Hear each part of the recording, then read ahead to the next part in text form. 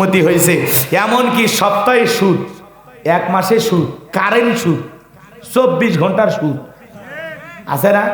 মানে 24 ঘন্টা আপনি 1000 2000 বা 10,000 টাকা নিয়েছেন, 24 ঘন্টার মধ্যে ওনাকে লাভ দিতে হবে। আবার 7 দিন পরে পরে লাভের সিস্টেম আছে, কথা কয় না? 1 মাস পরে পরে সিস্টেম আছে, একটা সুদের আবার একটা নাম, কারেন্ট সুদ, কারেন্ট সুদ বল, এ কথা কয় না? এই যে আল্লাযীনা ইযা যুকিরাল্লাহু ওয়াজিলাত কুলুবুহুম, আল্লাহ বলেন যারা ঈমানদার তাদের সামনে যখন আমি রবের নাম উচ্চারণ করা হয় ভয়ে তাদের অন্তরাত্মা কেঁপে ওঠে। যে ঈমানদারের অন্তরে রবের ভয় আছে, আল্লাহর ভয় আছে, ওই মানুষ কোনোদিন এই হাত দিয়ে সুদের টাকা লেনদেন করতে পারে না। রাগ করতেছে? এখন ওপেনে সুদের ব্যবসা, মাইক দিয়ে সুদের হালখাতা হয়, সুদের টাকা দিয়ে দেন, গরম মিষ্টি নিয়ে যান, আছে না নাই? আছে না নাই? এবার জানো তেমনি করি নাই, এদিকে খেয়াল করেন। তাহলে আল্লাহ পাক বলতেছেন আল্লাযীনা ইযা যুকিরাল্লাহু ওয়াজিলাত কুলুবুহুম, যারা ঈমানদার তাদের সামনে যখন আমি রবের নাম উচ্চারণ করা হয় ভয়ে তাদের অন্তরাত্মা কেঁপে ওঠে। কথা বলে ঠিক কি না? যাদের অন্তরে আল্লাহর ভয় থাকবে, যার অন্তরে সত্যিকারী আল্লাহর প্রেম থাকবে, ওই ব্যক্তি কখনো কোনো ধরনের গুনাহের কাজে জড়িত হতে পারবে না। কারণ সুদের টাকা নিতে না, আল্লাহ দেখতেছে, ঘুষ আল্লাহ দেখতেছে, কথা কয় না? খারাপ পথে পা বাড়ার আগে সে 1000 বার চিন্তা করবে। উবাই ইবনে কাব, হযরত ওমর ফারুক তাকে জিজ্ঞাসা করলেন তাকওয়া বলতে, খোদাভীতি বলতে, আল্লাহর ভয় বলতে আপনি কি বোঝেন? উবাই ইবনে কাব উল্টো প্রশ্ন করে বলেন, খলিফা একটা কাঁটাযুক্ত পথ, সুড়ঙ্গ পথ, এই সুড়ঙ্গ কাঁটাযুক্ত পথে আপনি যদি পথ চলেন কিভাবে পথ চলবেন?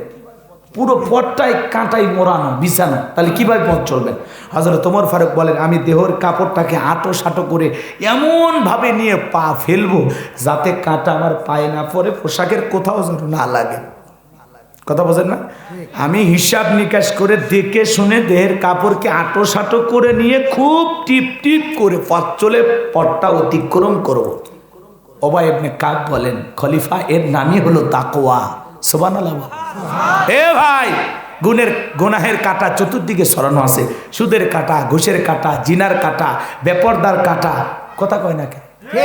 পাপের কাঁটা দিয়ে পুরো সমাজটা সয়লাভ করা আছে। আপনাকে হিসাব করে পা ফেলতে হবে, আপনাকে হিসাব করে চলতে হবে। কথা বোঝেন নাই মনে হয়? এই কাদার ভিতরে একটা মাছ থাকে, গুছি মাছ না বাম মাছ, আপনারা কি বলেন রাজশাহীতে? গুছি বাম দুইটাই চেনেন তাই না? এদিকে খেয়াল করেন, কাদার ভিতরে থাকে, গায়ে কোনো কাদা লাগে না, কথা বলেন ঠিক কি? তো এই গুছি মাছ বাম মাছের কাছ থেকে তাকওয়া শিখতে হবে। ওরা কাদায় বসবাস করে কিন্তু গায়ে কোনো কাদা লাগে না। ঠিক পাপের দুনিয়াতে বসবাস করব, পাপের কাদা যেন আপনার আমার শরীরে না লাগে, কথা বলেন ঠিক কি না? আরে ভাই, চতুর্দিকে পাপ ছিটানো আছে, আপনাকে আমার পাপ করা যাবে না, গুনাহ করা যাবে না, অন্যায় করা যাবে না। আল্লাহর ভয়ে সব গুনাহ থেকে ফিরে আসতে হবে, কথা বলেন ঠিক কি? কথাকে বুঝতে পারছেন? রাগ করতেছেন? আর একটা কথা বলি, আপনি একটা ঘরের ভিতরে আছেন একা, বিদ্যুৎ জ্বলতেছে, হঠাৎ করে তাকায় দেখলেন যে একটা দরজার ফাঁক দিয়ে একটা বিষাক্ত সাপ ঢুকেছে ঘরের ভিতর। ওই সময় হঠাৎ করে বিদ্যুৎ চলে গেল, আপনি তখন ঘরের ভিতরে কি ডিজে পার্টি করবেন, লাফালাফি করবেন? মানে আপনার কাছে কি খুশি খুশি ভাব লাগবে না ভয় লাগবে? ভয় লাগবে, মানে পা ফেলতেই ভয় লাগবে, নাকি পায়ের নিচে সাপটা আসছে নাকি ভয় লাগবে, একটা আতঙ্কে থাকবেন আপনি। পা ফেলার আগে চিন্তা করেন বাপরে বাপ, পাটা কি সাপের লেজেই পড়ে না মাথায় পড়ে, কথা কয় না কেন? আরে ভাই, একটা বদ্ধ অন্ধকার রুমে সাপ থাকলে আপনি যতটা ভয় করবেন তার চাইতে কোটি কোটি গুণ বেশি ভয় আল্লাহকে করা লাগবে। আজকে মুসলমানের ভিতরে মানে পিস্তলের ভয় আছে, বাঘের ভয় আছে, সিংহের ভয় আছে, সাপের ভয় আছে, কিন্তু আল্লাহর ভয় নাই। এ কথা কয় না কেন? আল্লাহর ভয় যদি প্রত্যেকটা মানুষের কলিজায় থাকতো তাহলে গ্রামে গ্রামে সুদখোরের জন্ম হতো না, ঘুষখোরের জন্ম হতো না, জিনাকারী ইফটিজিং করে ফালতু ফালতু যুবকের জন্ম হতো না, কথা ঠিক কিনা? বখাটে যুবকের জন্ম হতো না। আজকে গ্রামে গ্রামে সুদের পাল্লা চলতে। হ্যাঁ, বড় লোক বার করবি, হ্যাঁ, সুদের টাকা দিয়ে বহিষ্কার খাবার বের করবেন। সুদের বৃদ্ধিকে ধ্বংস করবেন কে? আর দান সৎকার বৃদ্ধিকে বহুগুণে বৃদ্ধি করে দেবেন কে? এটা আল্লাহর ওয়াদা, বিশ্বাস করেন না? কথা কন না কেন? ওয়া হাল্লাল্লাহুল বাইয়া ওয়া হাররামা রিবা, আল্লাহ ব্যবসা হালাল করেছেন, সুদকে করেছেন হারাম। কথা বলেন ঠিক কি না? আমার ভাইয়েরা এদিকে খেয়াল করেন, আগের মানুষ গ্রামের সুদ খাইতো আর বলতো বাবা এই গোপনে সুদের টাকা দিলাম, কারো কাছে আমার নাম কইস না। আর এখন যুগের পরিবর্তন হয়ে গেছে, আজ থেকে 30 বছর আগে 20 বছর আগে মানুষ সুদের টাকা খাইতো গোপনে, আর এখন প্রত্যেকটা গ্রামে গ্রামে সুদের সমিতি হয়েছে।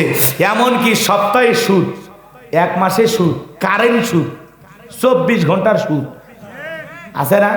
মানে 24 ঘন্টা আপনি 1000 2000 বা 10,000 টাকা নিয়েছেন, 24 ঘন্টার মধ্যে ওনাকে লাভ দিতে হবে।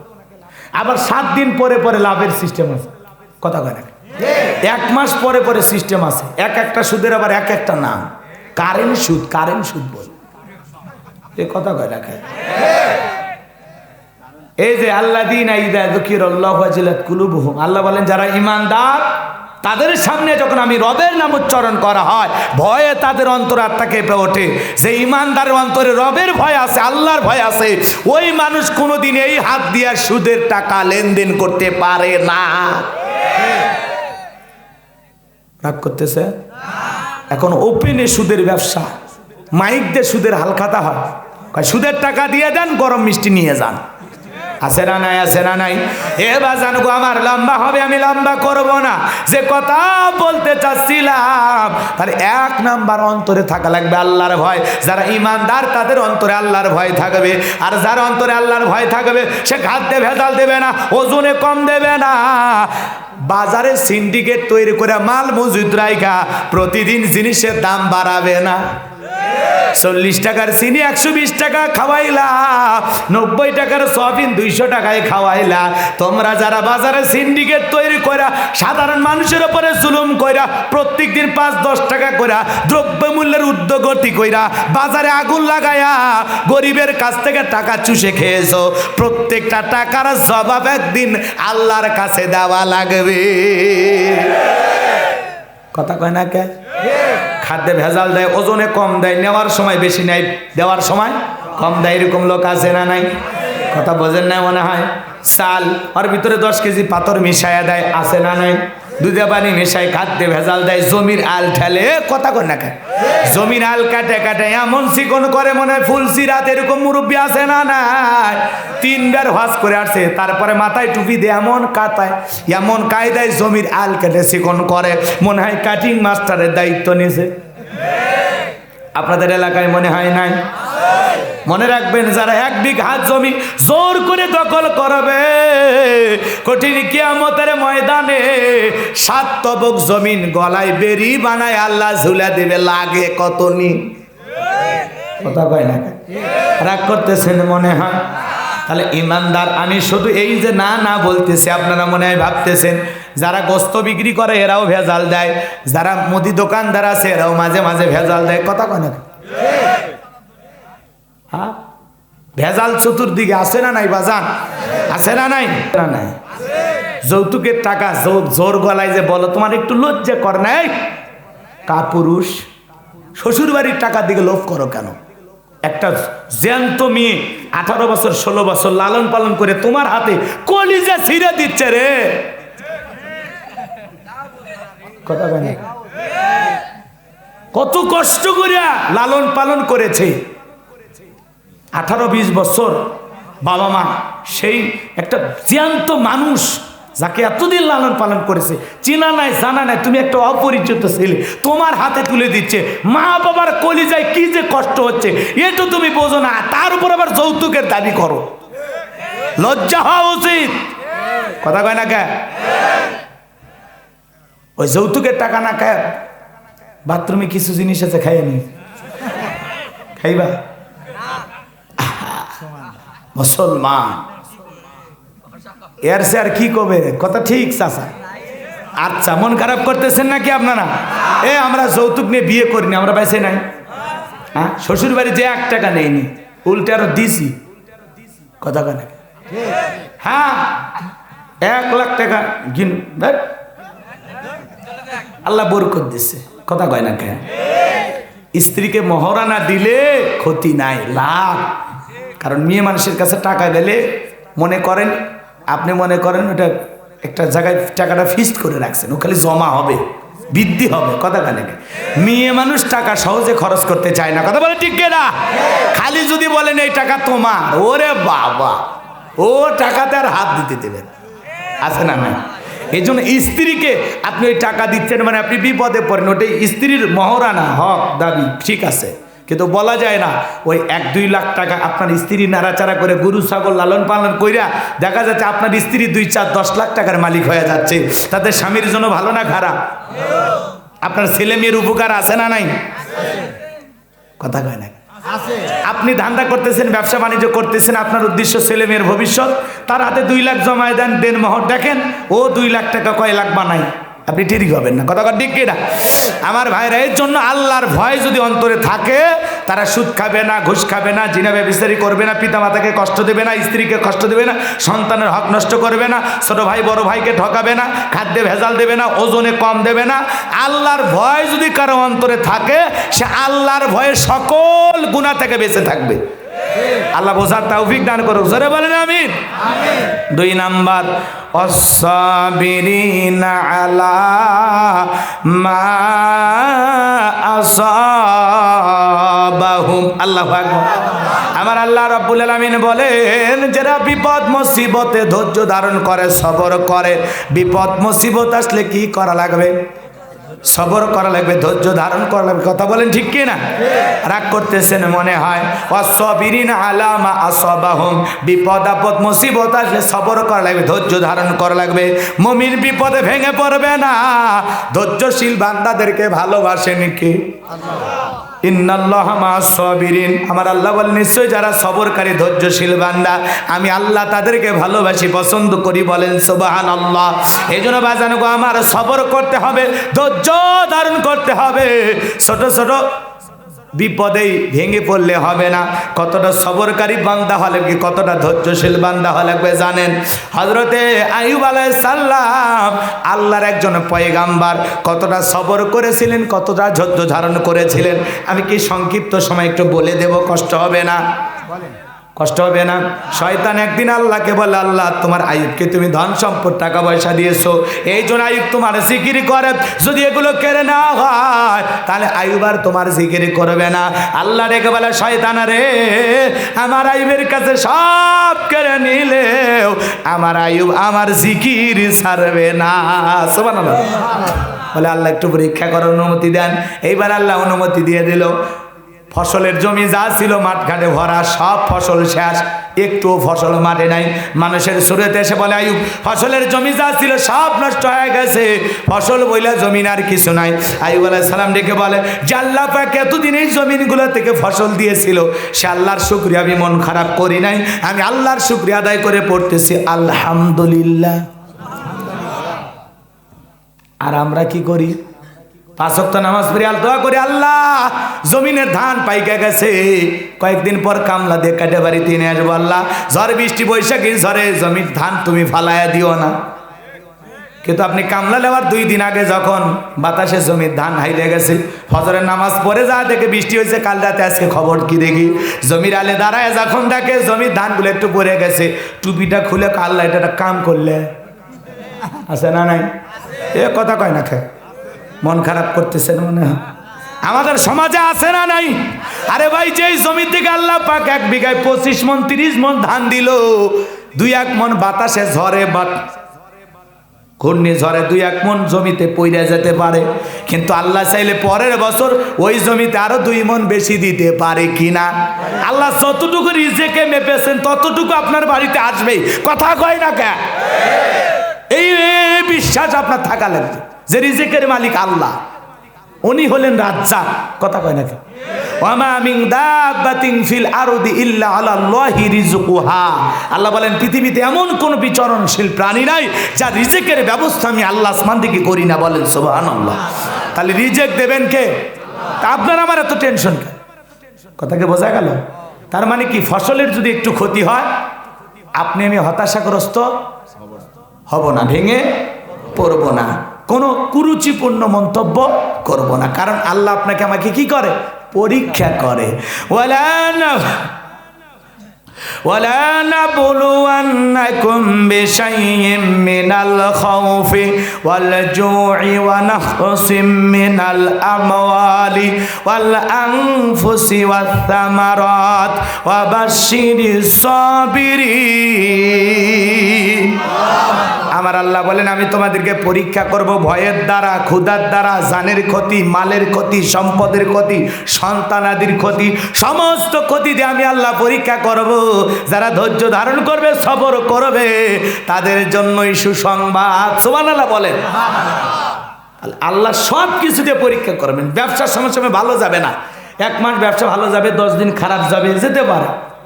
সবর করতে হবে। আলহামদুলিল্লাহ, সুখে থাকি আর দুঃখে থাকি, ভালো থাকি আর মন্দ থাকি, আধারে থাকি আর আলোতে থাকি, সব সময় বলতে হবে কি আলহামদুলিল্লাহ। আল্লাহু আকবার বলেন। এইবার উট দুম্বা ছাগল যা ছিল সব মরে গেছে, একটাও বেঁচে নাই। শয়তান রাখালের সুরত নিয়ে এসে বলে, ও আইয়ুব আলাইহিস সালাম, উট দুম্বা ছাগল যা ছিল সব মরে গেছে, একটাও বেঁচে নাই। আইয়ুব আলাইহিস সালাম বলে, আল্লাহ এতদিন থেকে এগুলো থেকে অনেক উপকার পাইছি, আল্লাহ যেহেতু নিয়ে গেছেন আমার আফসোস নাই, আমি শুকরিয়া আদায় করতেছি, আলহামদুলিল্লাহ। কথা কয় না কে? কি বলেছেন? আলহামদুলিল্লাহ। একটু জোরে বলেন। আপনার আরেকবার বলেন। আর আমাদের একটা গাভীর বাছুর মরে গেলে, ছোট্ট একটা ছাগল মরে, একটা মুরগি মরে গেলে আপনার আমার আফসোস এমন কায়দায় শোক পালন করে, মানে বাপ মরে গেলে অত শোক করে না। কথা কয় না কে? আমার এলাকার এক মুরব্বী বাছুর মরে গেছে, লুঙ্গি কোন জায়গায় তুলছে আর নাই কই, হ্যাঁ তুলে খালি দৌড়াচ্ছে। মানুষ কাছে কি আছে বারে, সে কথা কোশ না, আল্লাহর চোখ নেই। নাউজুবিল্লাহ, আস্তাগফিরুল্লাহ। এত বড় কথা কেন? করছে আমার গাভীর বাছুর হয়েই মরছে। তো বলা হলো, ভাই এই যে একটা ছোট বিপদ, একটা গাভীর বাছুর মারা গেছে, এর চেয়ে আল্লাহ বড় বিপদ আপনাকে দিতে পারত। এই ছোট বিপদ দিয়েছে আল্লাহ, ধৈর্য পরীক্ষা করছে। আল্লাহ বাছুর না মেরে আমাকে মারলো না কেন? তো বলতেছে বাছুর মরাতে যে খেপা খেপছে না, আপনি মরলে তো আজরাইলের নামে মামলা হয়ে যেত। কথা কয় না কে? এই সমাজে এরকম আছে না নাই? একটা গাভী মারা গেছে, একটা বাছুর, হা হুতাশ করেন কেন ভাই রে? সবর করেন, ধৈর্য ধারণ করেন। বারাকা কার হাতে? কথা কন, বারাকা কার হাতে? একটু সবর করেন তো, এর বিনিময়ে আল্লাহ 2 গুণ দেবে, 3 গুণ দেবে। কথা কয় না কে? একটু সবর করেন। আইয়ুব আলাইহিস সালাম ধৈর্য ধরলেন। কথা কি বোঝা গেল? এরপরে সন্তান, সম্পদ যা আসলো সব শেষ, কিছুই নাই। এরপরেও আইয়ুব আলাইহিস সালাম বলেছেন কি আলহামদুলিল্লাহ। আর আমরা একটা ছোট্ট বাচ্চা যদি মারা যায়, বিশেষ করে মা বোনেরা খুব হাহুতাশ করে, আছে না? বিলাপ করে কান্নাকাটি করে, বাচ্চা কাচ্চা মরে গেলে, মানুষ মারা গেলে, হায় হায় কি কান্নার পাওয়া। আল্লাহ দিলুতে লিলুকে, এই পাগলি চুপ কর। আল্লাহ দিয়েছেন, আল্লাহ নিয়েছেন, কারণ জীবন মৃত্যুর মালিক আল্লাহ। আল্লাযী খলাকাল মাউতা ওয়াল হায়াতা, যিনি সৃষ্টি করেছেন মৃত্যু আর জীবন, তিনি তো নিয়ে গেছে। সমস্যা কি? ধৈর্য ধারণ করো, সবর করো। স্বামী যদি থাকে আর তুমি যদি নারী হও, আল্লাহ চাইলে আবারও তোমার কোল আলোকিত করে একটা ফুটফুটে চাঁদের মতো সন্তান দান করতে পারে। কথা বলে ঠিক কি না? সবর করেন, ধৈর্য ধারণ করেন। এই ছোট বাচ্চাগুলো কিয়ামতের মাঠে আল্লাহ আপনাদের সাথে পরিচয় করায় দেবে। সুবহানাল্লাহ বলবেন না? এদিক খেয়াল করে শোনেন, বিশেষ করে মা বোনেরা, মানুষ মারা গেলে যে পরিমাণে কান্নাকাটি করে, এটা করা যাবে না। এখান থেকে মা বোনদের বেরিয়ে আসতে হবে। আমার নানা মারা গেছে, আমাকে টেলিফোন করা হলো, বাবা আসো, তোমার নানা বলেছে তোমারে জানাজা করাইতে হবে। বাড়িতে যায় দেখি বাপ রে বাপ, সেই কান্নাকাটি। মারে আগেই বলছি কোনো কাঁদবেন না, চুপচাপ, চোখ দিয়ে পানি পড়বে, শোক লাগতেই পারে, বাবা মারা গেছে, কষ্ট পেতেই পারেন, যা করবেন ঘরের ভিতরে বৈশা। কিন্তু আমার অন্য খালারা তো আর ওনাদের ছেলে কি হুজুর, কথা কয় না কে? ওনারা সে কায়দায় কান্নাকাটি করতেছে। আমি যা খালারে বললাম, খালা চিল্লাপাল্লা কইরেন না, ভিতরে যান। ও খালা আরো আমার উপর পিকা, তুমি কেমনে বুঝবা, আমার তো কলিজা নাই, আমার ধন নাই। এই কথা বললে উনি নানা কি করে গেছে মরার 2-3 দিন আগে বলা শুরু করছে। কথা বোঝেন নাই? সে আপনাকে এইভাবে চিল্লা চিল্লি করে কান্নাকাটি করতে পাগলি। মানুষ মরে গেছে বাঘ মারা, আর এই গ্রামের নাম কি? বড় মাদাই মুড়ি। এই জায়গার থেকে অটো ভ্যানে চলে যেতে কি আছে, মানে বুঝছে কেউ একটা মরছে, মানে ওনার কান্নার আওয়াজ দেখে বুঝতেছে কেউ একটা মরছে। পুরা রাস্তা কান দিচ্ছে আর যাচ্ছে, চুপ কর, চুপ। মানুষ মারা গেছে, বাবা মারা গেছে, মা মারা গেছে, আত্মীয় স্বজন মারা গেছে, শোক হতেই পারে, কষ্ট লাগতেই পারে, কিন্তু সেই কান্নার সাউন্ড হবে না। মৃত ব্যক্তির জন্য কেঁদে লাভ আছে কোন জায়গায়? যায় নামাজে। কেঁদে লাভ আছে কোথায়? মুনাজাতে। কেঁদে লাভ আছে কোথায়? দোয়া করার সময়। কথা বলে ঠিক কিনা? কাঁদবেন তো, আপত্তি নাই। বাবাকে কবরে শায়িত করে আপনি কান্না করেন, আল্লাহর কাছে সমস্যা নাই। মৃত ব্যক্তির জন্য দোয়া করা আর তার নামে দান সদকা করা ছাড়া আর কোনো বলো আমল নাই। কথা বলে ঠিক কি না? এই জন্য মা বোনদেরকে বলো, মা কেউ যদি আত্মীয় স্বজন মারা যায় দয়া করে কণ্ঠটা কন্ট্রোল করবেন, হা হু করে কান্না করবেন। কি আছে এই পাগলি, কি আছে? চুপ কর, চুপ, কথা কানা। মারা গেছে আত্মীয় স্বজন, পিতা মাতা, ভাই বোন, শোক হবে, কষ্ট লাগবে, চোখ দিয়ে পানি ঝরবে, ঝরাটা স্বাভাবিক, কিন্তু ওই কান্নার কোনো শব্দ হবে না।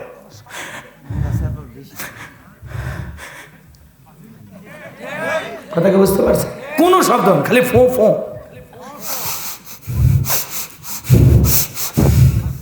বুঝছেন?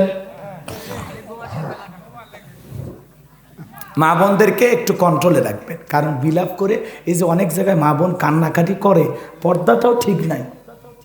কারণ একটা মানুষ মারা গেলে তো শত শত মানুষ বাড়িতে আসে, তাহলে ওই মহিলাটা যে বেপরদায় কান্নাকাটি করতেছে, শাড়ির আঁচল ঠিক নাই, কথা কয় না, বুকের ওড়না ঠিক নাই, মাথার চুলগুলো এলোমেলো, এই কথা কয় না কে? তোকে এইভাবে কে কাঁদতে বলেছে? এই পাগলি, তোর এই কাঁদাতে লস, গুনাহ, এই কাঁদাতে ক্ষতি, কোনো ফায়দা নাই। ঘরের ভিতরে মেয়ে মানুষ, তুমি কান্না করতে পারো, কষ্ট হতে পারে, সেই সাউন্ডটা যেন কোনো পুরুষের কানে না আসে। কাঁদতে হলেও নিঃশব্দে কান্না করা লাগবে, মনে থাকবে তো? কষ্ট পাইছেন আমার ভাইয়েরা? এইবার শয়তান ডেকে বলে, আল্লাহ তোমার আয়ুব শরীরটা ভালো আছে, এই জন্য তোমার জিকিরি করে। কথা বোঝেন নাই? দেহের ভিতরে যদি অসুস্থতা আইসা যায়, আপনারে ভুলে যাবে। আল্লাহ ডেকে বলে, শয়তান রে, আমার আয়ুব কোনোদিন আমারে ভুলে যাবে না। বলেন সুবহানাল্লাহ। আমার ভাইরা, লম্বা ঘটনা আমি লম্বা করব না। আয়ুব আলাইহিস সালামকে আল্লাহ রাব্বুল আলামিন একটি রোগ দিলেন। কি দিলেন? কথা বলেন না কেন? রোগ দিলেন। এই রোগের কারণে আয়ুব আলাইহিস সালাম এক নয়, দুই নয়, দীর্ঘ 18টা বছর অসুস্থ। কয় বছর? 18 বছর অসুস্থ আয়ুব আলাইহিস সালাম।